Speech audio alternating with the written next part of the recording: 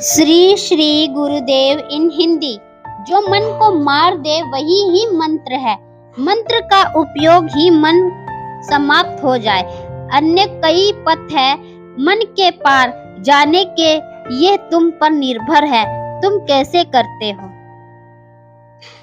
तुम जो भी कल्पनाएं कर सको वे सभी संभावनाओं में रूपांतरित हो सकती है, परंतु उसके लिए तुम्हारी योग्यता कितनी है, ये एक बड़ा प्रश्न है।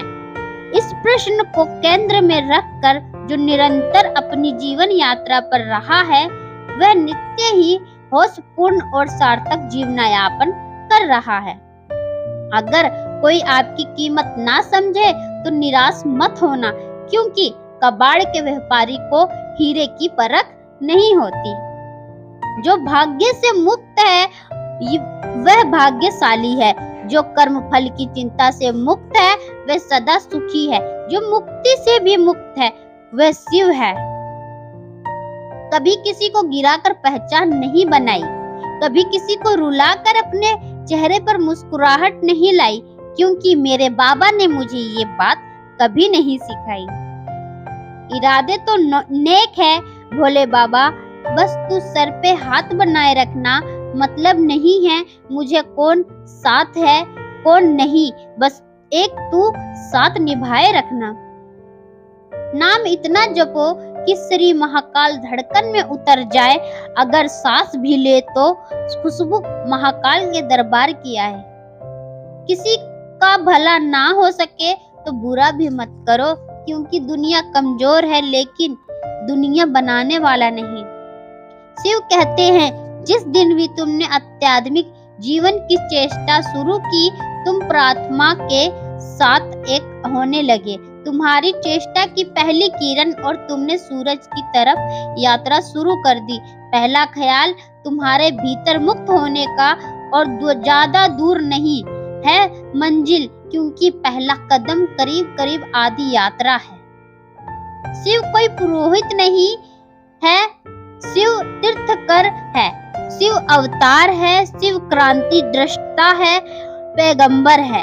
वो जो भी कहेंगे वह आग है। अगर तुम जलने को तैयार हो तो ही उनके पास आना, अगर तुम मिटने को तैयार हो तो ही उनके निमंत्रण में को स्वीकार करना, क्योंकि तुम मिटोगे तो ही नहीं एक नए जन्म का होगा। तुम्हारी राख पर ही नए जीवन की शुरुआत है।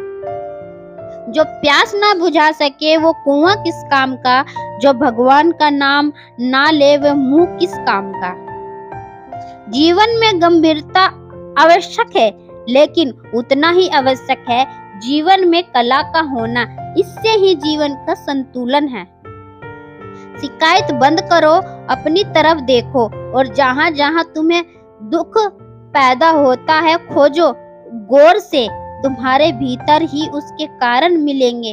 उन कारणों को छोड़ दो, क्योंकि जिनसे तुम दुख पैदा होता है उन कारणों को किए जाने का प्रयोजन क्या है। जिनसे सिर्फ जहर के फल लगते हो उन बीजों को तुम क्या बोए चले जाते हो। इंसानियत दिल में होती है, हैसियत में नहीं।